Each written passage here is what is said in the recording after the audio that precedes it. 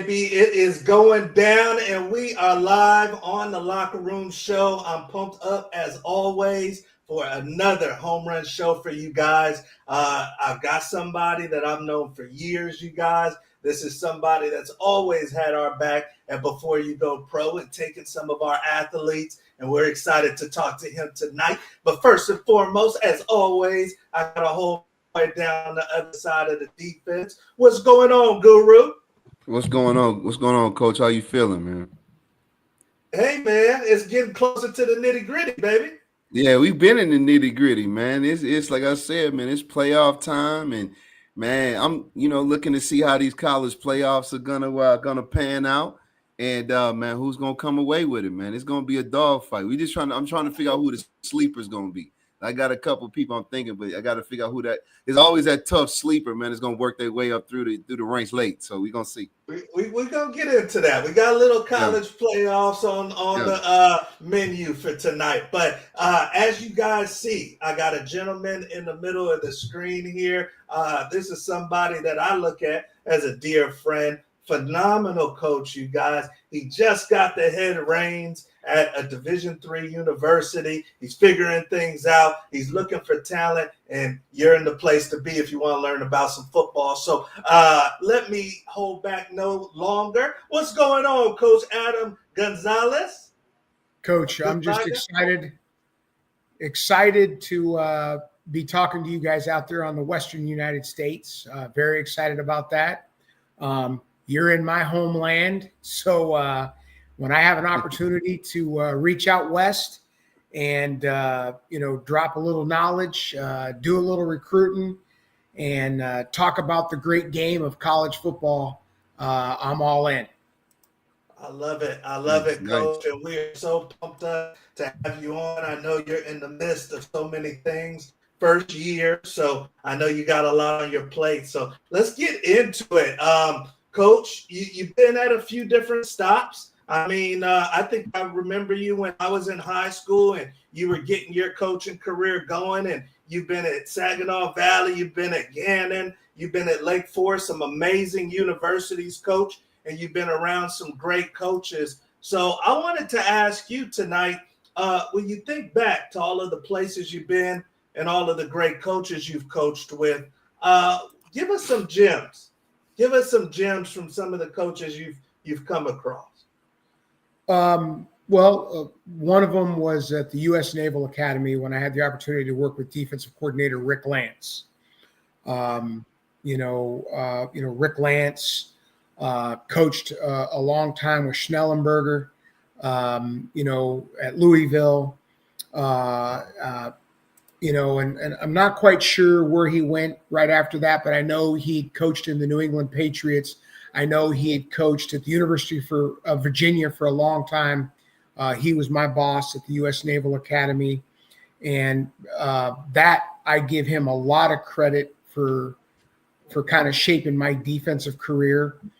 And then another gem for me was when I was the defensive coordinator at a small Division II school in Michigan called Northwood University, Pat Rietma, who definitely probably put the finishing touches on what it meant to impact players that you work with and the importance of that. And then there were several others, so I don't want to cut anybody short, but Chuck Shelton, who I worked for at the University of Pacific in Stockton, California, before, football ceased to be played there. Cliff Heisel, about details. Learned a lot from him up at Montana State. Skip Holtz, who is Lou Holtz's son, who I worked for, up at UConn, about being a professional. So I've been impacted by quite a few people. Mike Price at UTEP, so I've had some great opportunities, some great teachers, some great mentors, and it's pretty much kind of shaped, where I am and has provided me the opportunity to do what I'm doing today. Wow, Coach, and I know you've taken so much from so many guys and programs that have helped you form who you are as a coach. A great coach, you guys, and very excited to let you guys know more about the Lawrence program as well.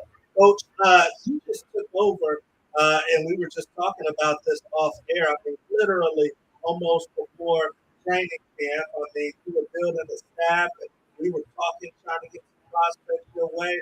But talk to us about building a new program. I know this is the first go round as being the head guy and wearing a lot of hats. What are some of the first things you had to do building this program? Yeah, Coach. Well, first of all, I want to apologize. I'm kind of losing your, I can't really hear you, but I think Can you hear me now, Coach? now I got you. Yeah. Okay, great. I was talking about what were some of the first things you had to do when getting the reins with Lawrence U? Well, I'll tell you what. So let me give you a little backstory on that. So I was hired in mid-June. I reported on campus, right after the 4th of July holiday, and did not have a staff. It was just me. And so I had to put a staff together, and our last coach didn't even arrive until after the 5th day of camp. And so, wow. So that in itself had its complexity. So, the first things that you have to do is you've got to build a staff. Then you're before the players. Well, it was kind of staff in. Some staff got there in late July and early August, and you're trying to implement an offense, a defense, and special teams. And then as you're teaching it to the coaching staff, then you got to teach it to the players. And then the other thing is, because I hadn't had the opportunity to work with the players in the spring, then the first thing that you got to get on the map, that you got to get in the blueprints, is setting up the culture, basically setting up the standards. What are the standards? What we refer to as being the Lawrence man. Okay, what is it to be a Viking? What is the expectations? And what I did is I let the players basically define that. And they're smart young men. They know,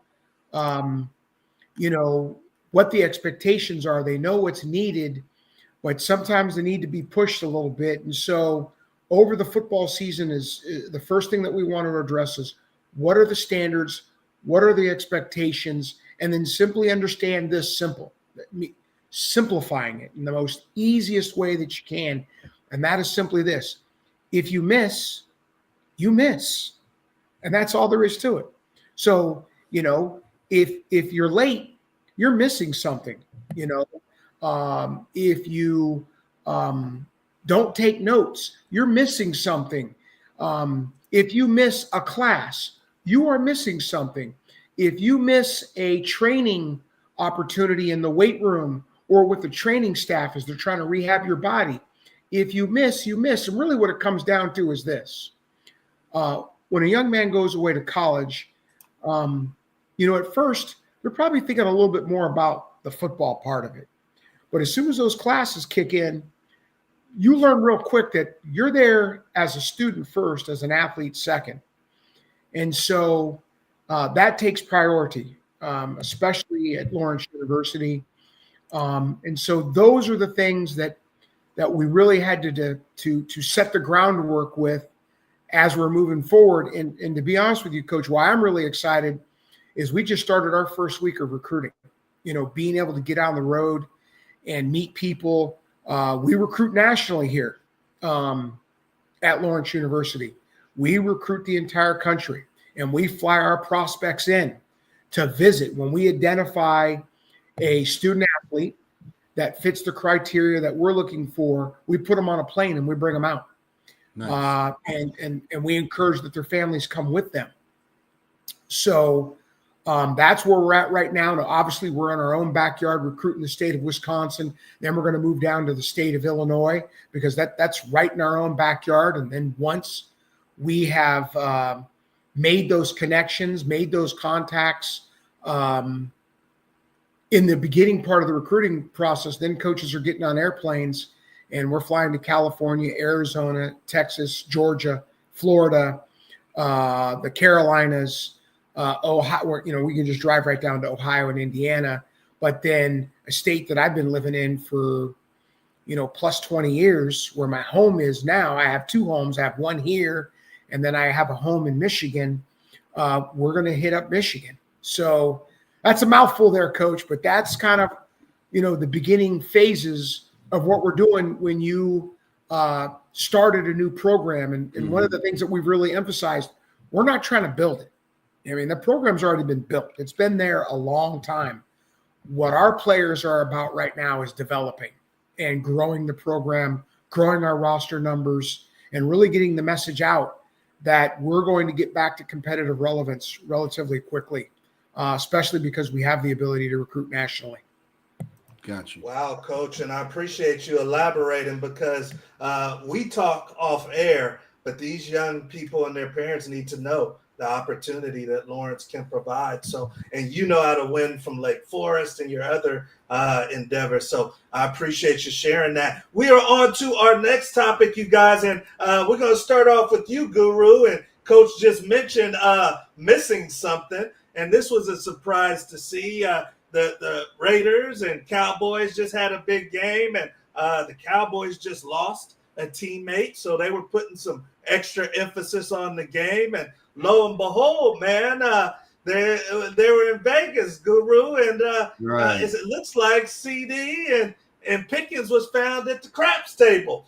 So I want to ask you, man, in this supposedly till 7 a.m. So when you think about who should be the most pissed off when they find out this information, is it their teammates, Guru? Is it the coach who's thinking his superstars are in bed? Or is it the owner who's cutting the check? When you think about the two superstars out late night, who should be the most irked by that? It's always going to be Jerry. It's always going to be Jerry. If you cutting the checks, I'm playing you to play ball. You can gamble in the off season. You can do what you want in the off season, as long as you don't get injured, right? So we're in season.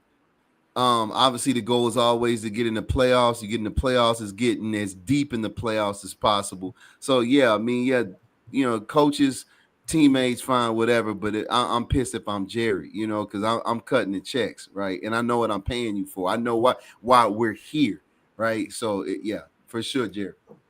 All right, so Guru says the one who is paying for their cars and their chain, that's the one who should be mad. It's a job. It's a job. They're employees. Coach, you're living this, and hopefully you don't have to deal with this. But let's say one of your superstars is found out late night before a game. How does Coach Gonzaga handle that? Well, first of all, to your first question, all three entities were very disappointed. Jerry, the owner, the coaching staff. But I think the group that was probably the biggest disappointment was the team, because it's always about the team. The team comes first. The team. You guys all played big time college ball. It's never changed. It's never going to change. If you want to do the singular thing, you need to get into golf, or maybe you need to jump in the swimming pool and swim some laps. But for me, the standard is the standard. Okay. There's no surprises. I'm sure the Dallas Cowboys and every pro organization has a standard. Now, how they enforce that, I think it's a little bit different when it comes to dollars and cents at that level. But at our level, for us, they know the expectations. There's no hidden secrets about that. The standard is the standard, and it's not changing. So if you step outside the confines of the standards as a Lawrence student athlete, and that's not just my sport, that's all sports. That's all 24 sports that we hold on our campus. You're probably going to miss some playing time, because when you miss playing time, if that doesn't change your behavior, if that doesn't put you in the right direction moving forward, then at that point, you really don't have any other weapons to use to change the behavior, to change, the desired action that you want from your players. So if our players were doing something like that, they would already know. once again, if you miss, you miss. All right. So you Definitely. hear right there. But see, you gotta NCAA coach. Go ahead, Guru. yeah. Yeah, I was about to say you got to look at it like this too, man. Like, and I hate to say this, but sometimes, man, we know those, and I'm not saying it's right. Please don't quote me. Not saying it's right in any way. But CeeDee Lamb, to me, he's not a Hall of Famer. Pickens is not a Hall of Famer. What I mean by that is everybody isn't LT. Right? Everybody can't go out and crush 2 fists in a 12 pack and come out and get 5 sacks and 2 forced fumbles, right? And then with an 8 ball in his sock, right? Everybody can't do that. LT can do it. Michael Irvin can do it. These guys aren't that. And it's not right. It wasn't cool, but it's one of those things where, I mean, those guys were just mutants, right? Like those are generational type of dudes that, like you still got to penalize them, but LT was just LT, but man, everybody can't do that. You know what I mean? So see these guys, CD gets had enough drops over the years. He's the last dude that needs to be in the casino, right? So I mean, is this something that you see, Q or Coach? Is this something that you see from the teams at the top of the division? No. There's a reason why there's teams at our level. Okay. Again, I can't speak for what's going on at the NFL level. They're in the NFL because they are the absolute best of the best. So like Coach was talking about, like Q commented on, it doesn't make it right, but they're gifted. Now at our level, not that we don't have some gifted athletes, but if you have any desire of playing at the next level, at our level, you have to be at the absolute best. And I would be doing a disservice if I allowed you to cut corners or to cut it short. I owe that to my athletes. I owe that to the high schools or the junior colleges where these athletes have come from. More importantly, I owe it to the parents of these athletes to make sure I'm pushing them to strive for absolute excellence. And think about it. And think about it like this too, Coach. It even, especially with having to do with off the field, it has to do with discipline, right? Because we've seen super talented teams.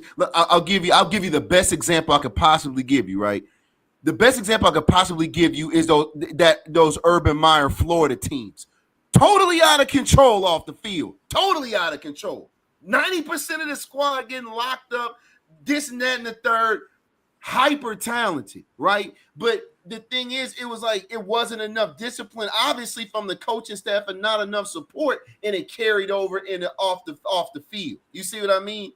Absolutely. Like that team, like that 08-09 team was one of the best college teams in the last 20 or 30 years. But Jesus, man, you look at the police records, you're like, oh my God, it's 80% of the squad.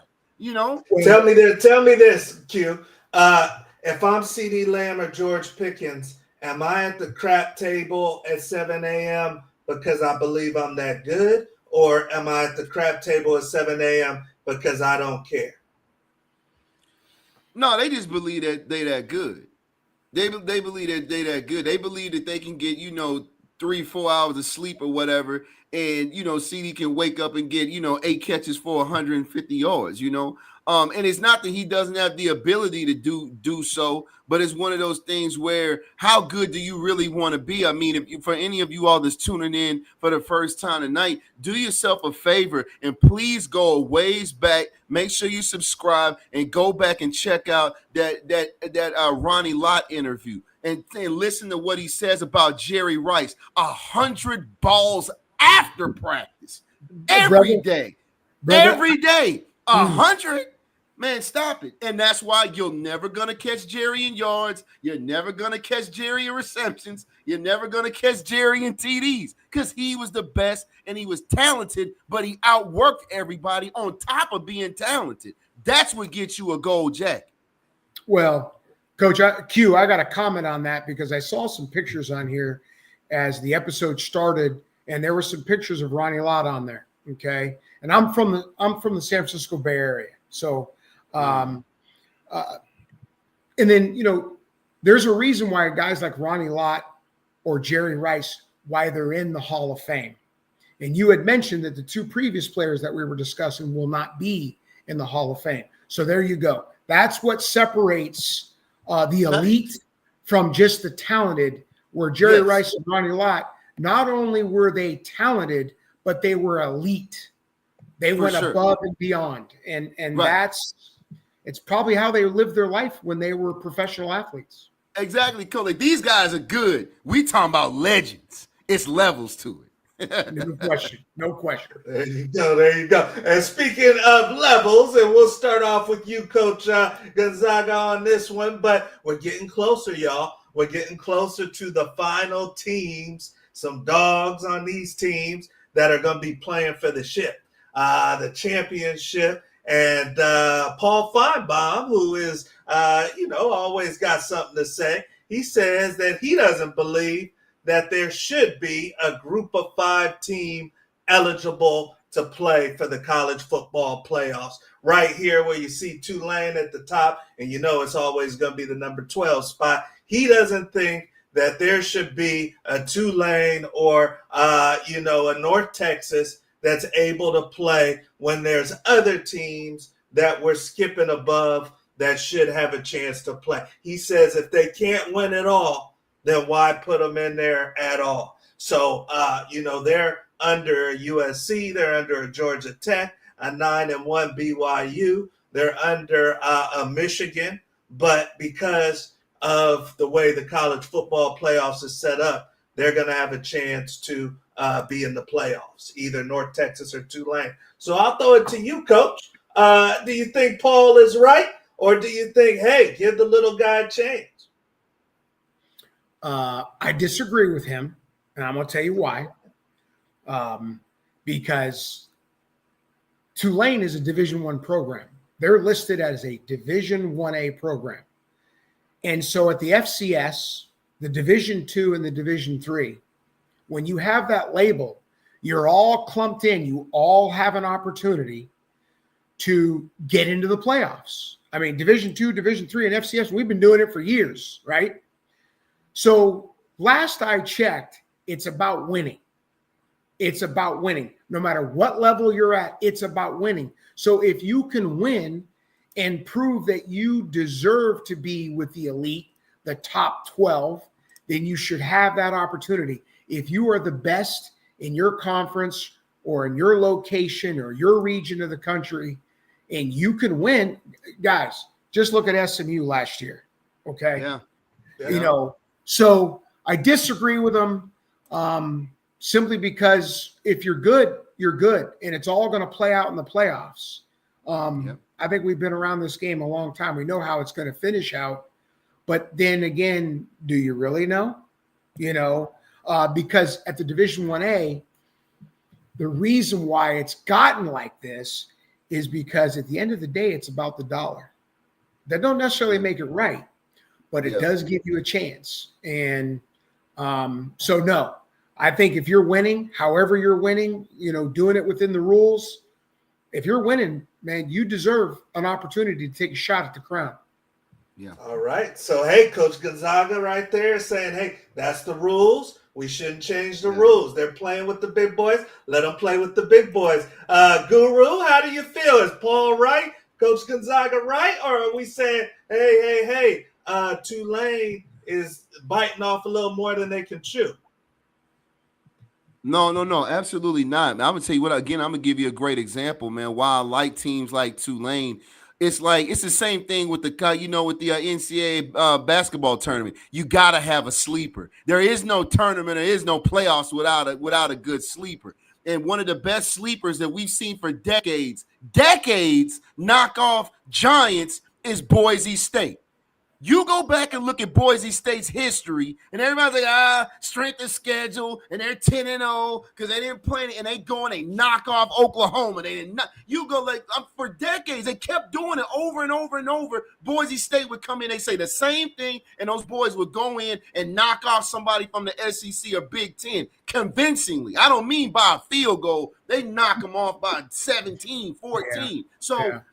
Anything can happen, man. But they can't win it all. Maybe, but was Boise? I'm not gonna say if you look at, a Tulane, and an Oregon, man, on paper, I get it, man. These teams have other, more firepower, but man, you got to line up and play. And you got to line up and play. And one of the worst things you can do as a team that's a high-ranked team is sleep on a team that's not, that's like Tulane, because you come out flat. And if you come out flat and you leave teams like that, and it's a a 7-point game, 10-point game, and you start to get late in that third and fourth quarter, that's not a team that you want to mess with. Teams like that, because they'll come get you and you end up losing by a field goal and go home crying. We didn't see that every year. That's why you got to have teams like Tulane in there. Okay, so you guys are saying it's necessary for the whole drama of it all, and that's what makes college football. So I love it. So, hey, Paul, Coach, and Q is saying that you're wrong, baby, and that Tulane deserves a spot at the table. So there you go, and this is all going to play out, and it could be North Texas too. So we're going to see how that goes. We are on to our next topic. We've got the great Coach Gonzaga with us, Lawrence Yu. Some of you guys might want some of that money or that trip he's talking about. So we're going to get into that. But recruiting, Coach, right, what you're talking about. You guys are right in the midst of sifting through who deserves to be at Lawrence Yu. And sometimes these kids think that they have Division I talent, and maybe they're more of a Division II, Division III kid. We've got the early period coming up here in December, and then the regular period in February. So I wanted to ask you, Coach, how long should a kid hold out? If a kid is talented, got a couple D2, D3 schools calling me, how long should I wait before I sign, put pen to paper?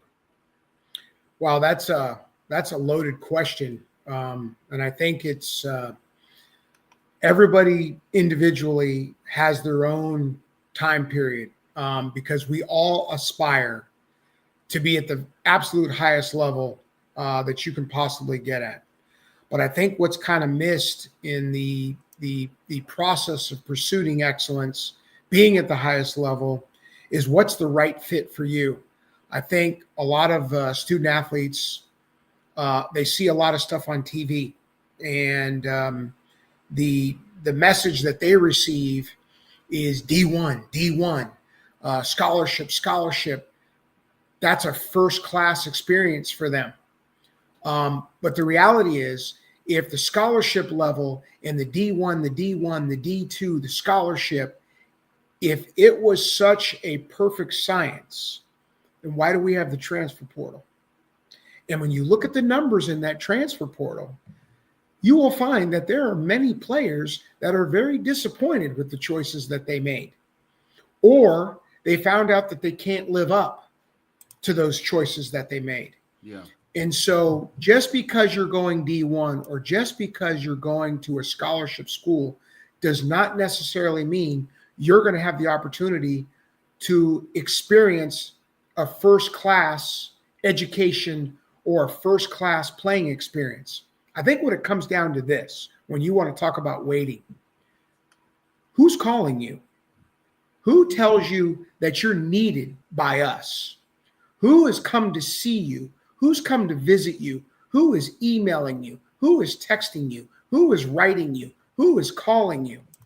I think the waiting stops when you stop hearing from them, because basically what they're telling you is you're not valued.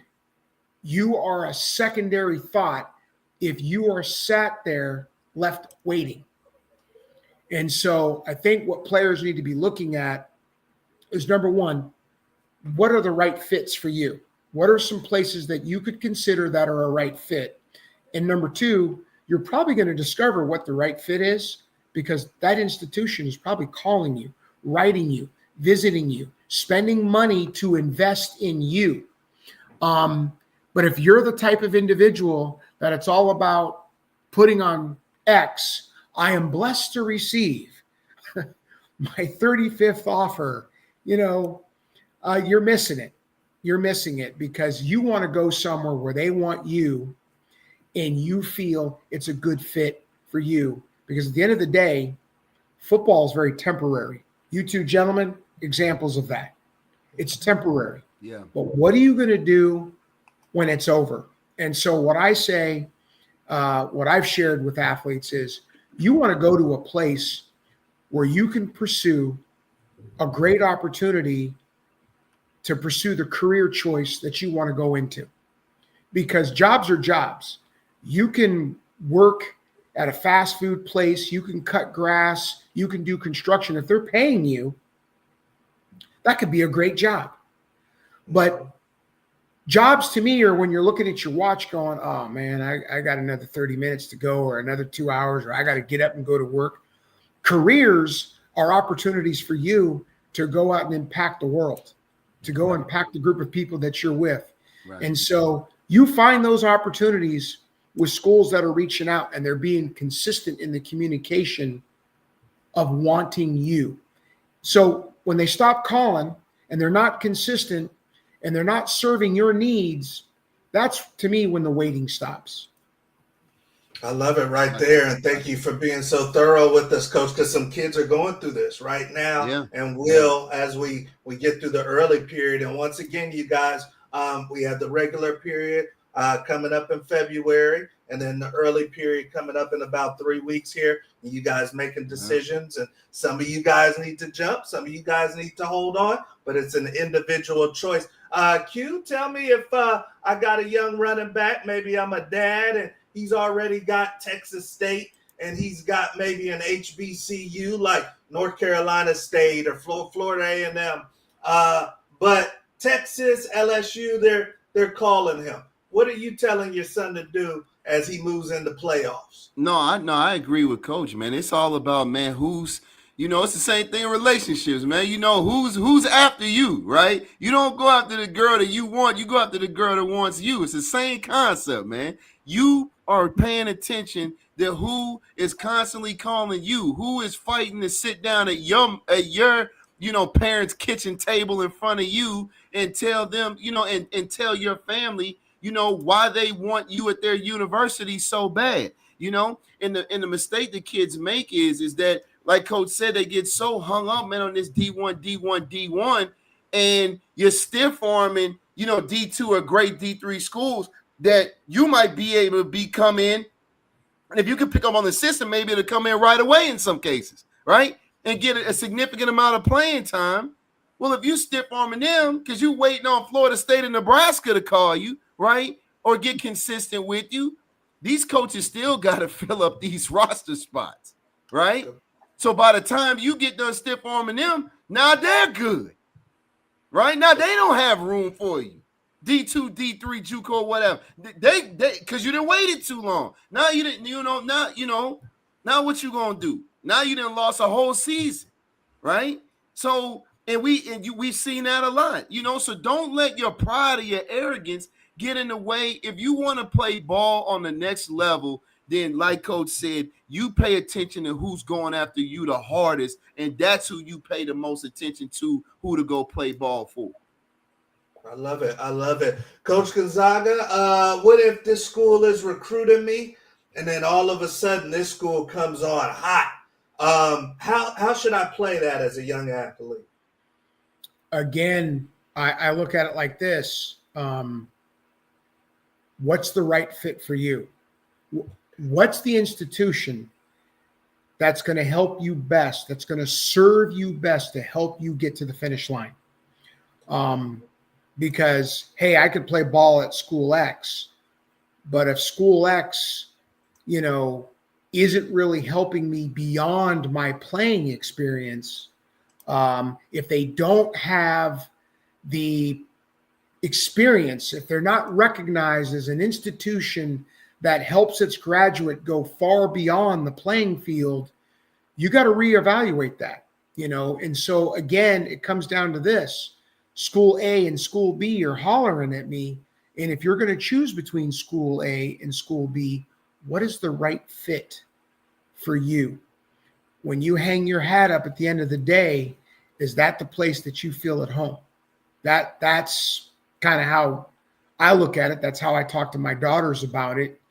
You know, and there was another thing that you guys were talking about. It doesn't help your status if you're not playing number one. Right. It doesn't help your status if you're third or fourth string waiting Right. for your time. You know, sometimes, I don't necessarily recommend this, but sometimes guys will go to a lower level school and will ball out, and then the upper levels start calling for you. You know, but if you're It's not like playing, farm league with baseball, man, same thing. yeah. Well, the thing is, if you're not showing up on the ball field, no one's calling you. Facts. So be where you need to be to get exposure, but to fulfill your dream, to fulfill your goals, and most importantly, pursuing that education. Great point right there. And a lot of you guys want to go D1, but like Coach said, if you're not on the field and this is a year-to-year evaluation, then what are we doing here? Boiler Mac comes in. Thank you for joining us. Says, great. Keep up the work, you guys. This podcast is legit interesting. We appreciate you. Boiler, please make sure you like, subscribe, and share. We got Coach for a couple minutes here. He's on the East Coast or Central Time, so we want to get him out. But it's time for the lightning round, baby. So we are excited to put Coach through the lightning round for his very first time. And if you're joining us for the first time, the lightning round is our version, you guys, of word association. Coach Gonzaga, live in the flesh. He's got 60 seconds to tell us what's on the top of his mind. Unfiltered, unbiased. Coach is going to give it to us. And you ready to go, Coach? Here we go. All right. Let me get the stopwatch ready. And, Coach, we don't just do this for fun. I don't know your favorite place to eat in Appleton, Wisconsin, but we do this for a dinner. So if you can get to 15 or more, you got a dinner on the Locker Room Show on Q&I. All right. So we got Coach right there at zeros, and he's got 60 seconds to get through my list. First thing that comes to his head when I say what's on my list. So let's rock and roll with the great Coach Adam Gonzaga, the lightning round. All right, Coach, let's rock and roll. And we got you at zero here. 15 gets one for tech delay. So even 14 puts them in the mix. We got some people probably talking smack. Here we go, Jimmy Rucker. Go where you can play. All right. He's not talking smack about me because they think I go slow, Coach. They think I go too slow on the lightning round. So, all right, Coach. First thing that comes to your head, number one, Coach Adam Gonzaga, lightning round. Number one, Coach. Azusa Pacific, go. Welcome back. It's great to see you back on the game field. Don't elaborate. Joe Montana or Tom Brady? Joe Montana. The Midwest Conference. Lawrence. Lasagna or enchilada? Lasagna. Jim Canazario, the coach from Lake Forest. Jim Cat. Jim Cat. Best you've ever coached against? Ferris State. Jet ski or zip line? Jet ski. Pancake wafer or French toast? French toast. Bobby Bowden or Lou Holtz? 50 seconds. Lou Holtz. Jalen Hurts. Jalen Hurts. I just heard Jalen Hurts. First thing that comes to your mind. Awesome quarterback. Appleton, Wisconsin. Love the place. Outstanding. Time. All right. We gave Coach got to count him up. You got to count him up. Let's count him up. He's getting close there. He's getting close. And then let's revisit. All right, baby. So number one, Azusa Pacific, actually his alma mater. He says, welcome back. They had no football program. They're coming back. Joe Montana, Tom Brady. Which one's the GOAT? Coach says, give me Joe Montana. He's an old Bay Area native. Number 3, the Midwest Conference. That's the conference Lawrence Hugh is in. He says Lawrence Hugh. Number 4, lasagna or enchilada. Coach says, give me the Italian. I'm going lasagna. Number 5, his old coach over there at Lake Forest. He says Jim Cat. Number 6, best you've ever coached against. I should have said player. Coach went with the team. He gave us extra. He said Ferris State is the best he ever played against. Did you coach against the kid that's at Ole Miss? I did not. No, okay. I did not. Number 7, jet ski or zip line. Coach says put me in the water on the jet ski. Number 8, pancake waffle French toast. Coach says give me the French toast. Number 9, Bobby Bowden or Lou Holtz. He says give me Lou Holtz. Number 10, Jalen Hurts, awesome quarterback. And then number 11, Appleton, Wisconsin. Would you say amazing place? Yeah, it is. Absolutely. Yeah, it is. And we've been very cute. With the tech delay, that's 12. Thank you, Coach. Great job right there. And sorry if I stumped you a little bit. It was the Jalen Hurts right there. But Coach did a great job. And we are on, you guys, to our last segment of the show, having a great time with the great Coach Gonzaga, D3 head coach, you guys, giving away scholarship money. Q, I know you got something for the great coach. Definitely. So, Coach, the question for this evening is, you were mentioning earlier in the show that you all recruit nationally. Obviously, we know as far as recruiting, you got Florida, you got California, Texas. What's a couple of like hidden hotbeds that you all hit that most people wouldn't think of? Maybe Ohio, Illinois. Well, what's some areas that you historically picked up some good players where most people wouldn't think? Well, Arizona is definitely a hotbed. Simply because there's really no small college football there. So that's true. When you're recruiting, that is an absolute hotbed. And we were talking earlier. You brought up Lake Forest. Well, the head football coach there, Jim Catanzaro, he runs a camp out there. It is the elite small college football camp in the state. And there's going to be over 700 players there. Wow. And what I will tell you is he did this on his own. What I will tell you is he sets this up, and all the small colleges, even the scholarship schools are out there. The Division II, you'll see some FCS schools out there, the 1AA.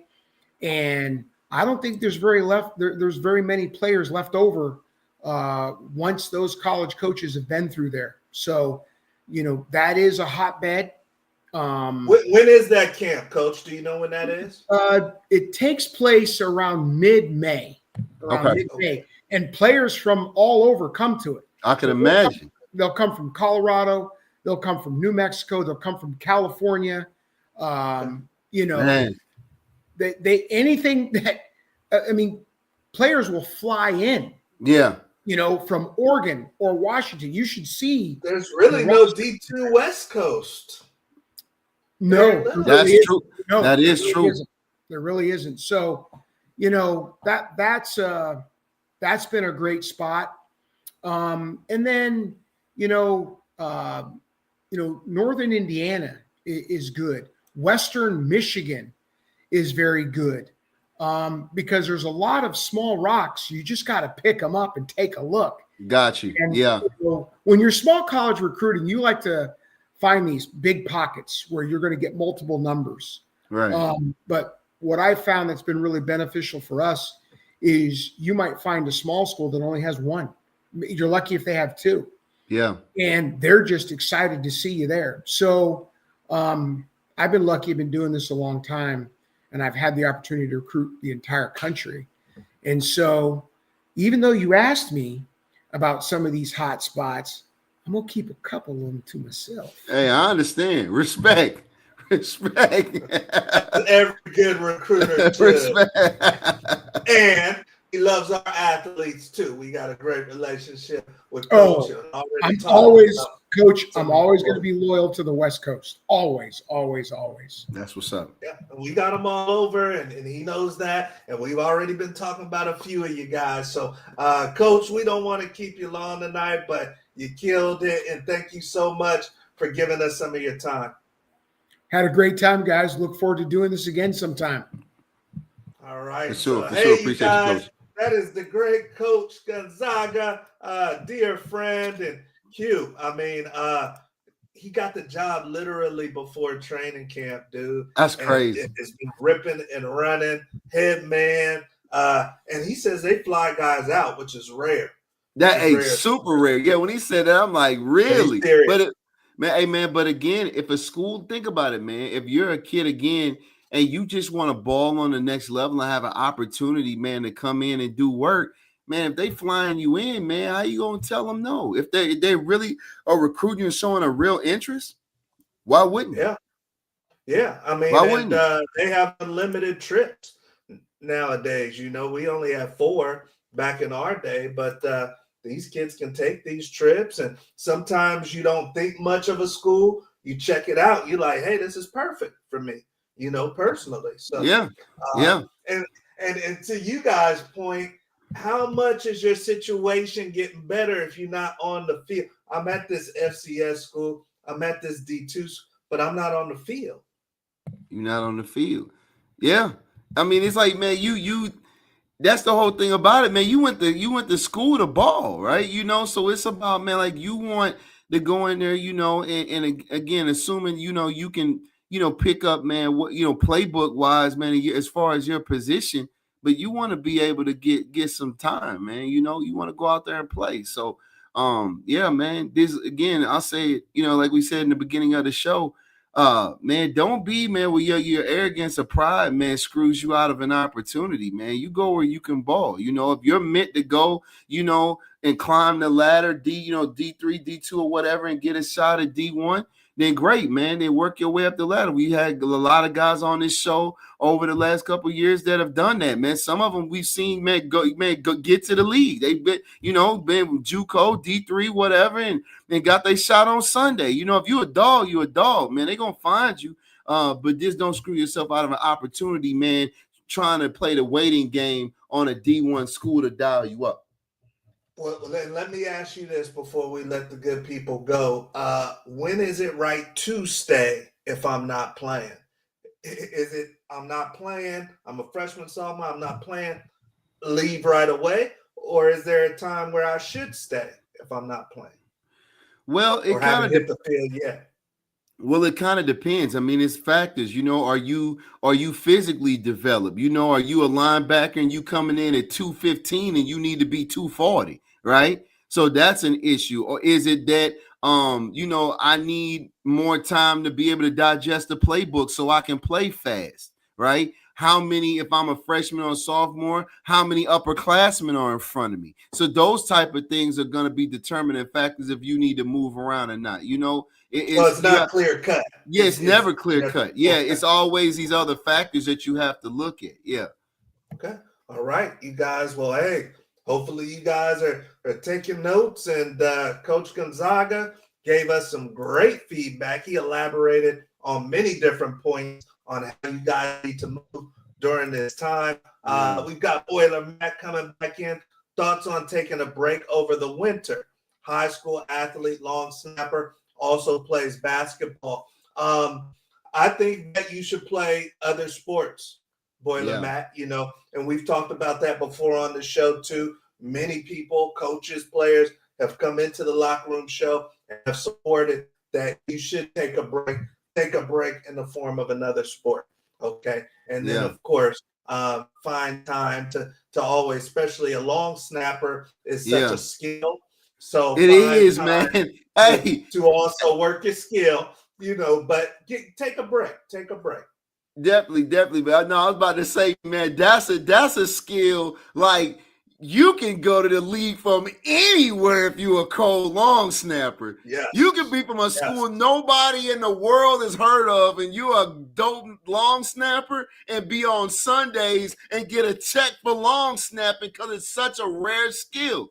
Like, tell them, Coach, am I lying? Our third string tight end, man, in college in Colorado, spent about 6 years with the Vikings. See? And I don't think Brody ever caught a college touchdown. Don't matter. You getting checks, man, long snapping. Yeah. Yeah. So yeah, take your break, Boiler Matt, but also, don't forget to work on that skill, because that skill pays, baby. That long snapping skill. I'm telling you. We love it. Hopefully you guys enjoyed tonight's show. Many of you guys are in the thick of it with the playoffs. We already saw we get ready for college football playoffs. So turn up. Guru, you got anything for the good people before we get out of here? Yeah, man. Just enjoy the holidays, man. Enjoy your family. Don't eat too bad, man. And those of you guys, that on the gridiron transition into, hoop season, man, be careful, man. We don't want to be coming down for no rebounds and tearing ACLs and this and that and the third. But again, we always, man, on the show going, man, recommend and push playing multiple sports. Just, be careful. We love hoopers too, that because that's a skill, especially with your linemen, your tight ends. That just helps with footwork, right? But just be careful on the hardwood if you out there hooping. Yep, and I see the great Daniel, one of our athletes, coming in. When should long snappers expect to get more communication? It's a player by player thing, but you also have to keep in mind this is a business, Daniel, and we've discussed this. They're going to go for the head of the snake first. So they're looking at trying to get those quarterbacks, those running backs, getting maybe a superstar kicker, and then they're going to come around to those long snappers, and you're going to have some options because you're a great long snapper, baby. So hopefully you got a lot out of tonight's show, and you guys, we'll definitely see you at the top. See you next week. Oh, and make sure that you like, subscribe, and share, because the Locker Room Show is the best organic show on YouTube, and we want to help you or have you help us grow this show. So thank you. Please make sure you like, subscribe, and share, and talk to all of your friends and teammates about it. We'll see you guys at the top. Have a good one.